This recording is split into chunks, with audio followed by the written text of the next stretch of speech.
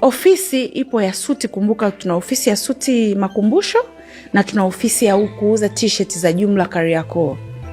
Ikaanza kufa ofisi ya Kariakoo ya t-shirt.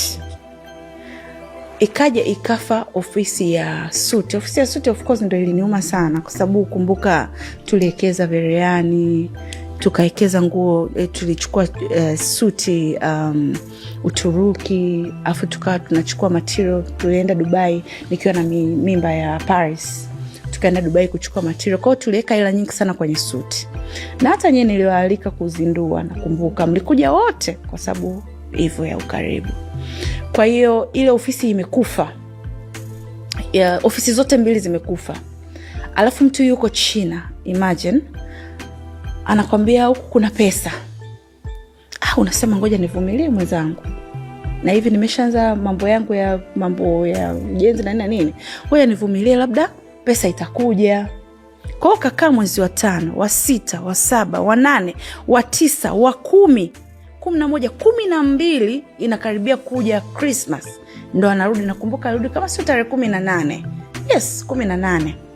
Ni 20, sikumbuke vizuri lakini ratiba zote ninazo. Na ni diary yangu yani nimeandika kila kitu. Yaani machungu yangu yote nimeandika kwenye diary. Kwa hiyo mwezi wa 12 alivyorudi, yule baba kanirudia na mabegi 3 ya nguo. Sio kwamba nimerudi mke wangu, nimetafuta, nimekaa miezi 7, milioni 10 hiyo hapo.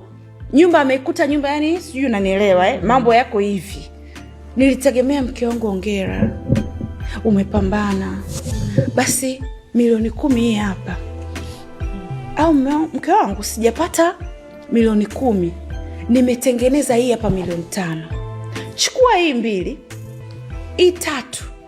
Moja nitaweka kwa ajili ya watoto, moja nitafanya matumizi yangu, moja nitafanya akiba. Ndio hivyo vitu vinavyoenda.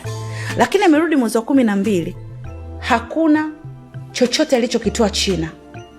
Kaudi na mabegi ya nguo. Kaudi na mabegi ya nguo. Anapenda kuvaa sana, mashallah sana. Na I'm happy for that kwa sababu hata mimi nilikuwa napenda, kabla sijajua nini maana ya maisha, nilikuwa napenda kuvaa.